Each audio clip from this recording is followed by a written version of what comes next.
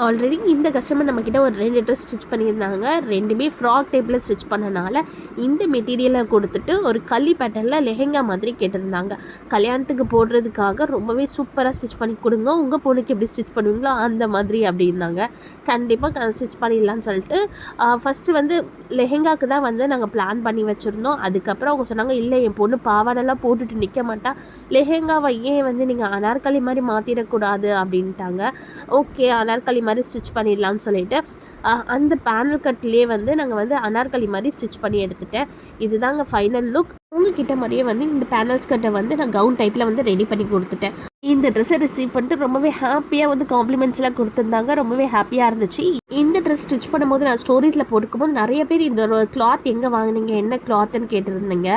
இது லேஸ்லேருந்து எல்லாமே பார்த்திங்கன்னா கஸ்டமர் தான் எனக்கு சென்ட் பண்ணது. அவங்க வந்து சவுகார்பேட்டில் வாங்கியிருந்தாங்க. இதோட ப்ரைஸ் பார்த்திங்கன்னா 1 மீட்டர் 850க்குன்னு சொன்னாங்க.